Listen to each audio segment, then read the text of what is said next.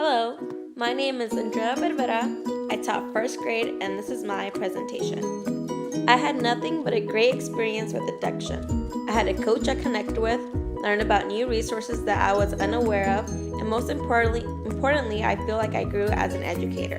In the beginning of the year, I felt like I was barely exploring each of the standards, and by the end of Cycle 6, I felt that I went from exploring to applying. Some of the areas of my strengths are being able to incorporate technology in the classroom, to engage and support student learning, and to reflect as an educator.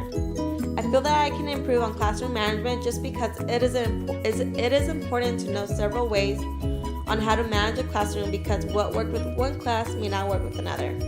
Despite that, I feel like I have more control and know what I am doing compared to my first few weeks of teaching. I am most proud of surviving my first year of teaching, seeing how much I've helped my students grow, and receiving compliments from parents. One resource that helped student outcomes in my classroom was Prodigy.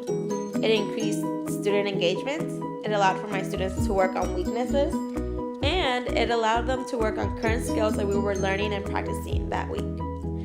Since my students really loved this app, I used it as an incentive in my classroom, which helped manage my classroom behavior.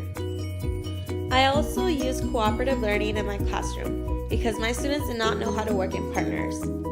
Usually one person would do all the work and this person would happen to be the student who was academically higher. Therefore, I incorporated different cooperative learning activities and strategies from the curated resources and adjusted them to different subjects such as math, reading, and writing. Now, my students are able to work in partners and in small groups.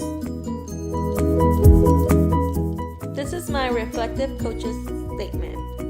It says, Andrea is open to trying new resources in order to experience unfamiliar strategies to improve her teaching and her students' learning.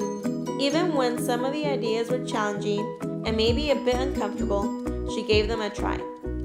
This personal growth mindset is what will allow Andrea to increase her repertoire of strategies to meet the needs of her students.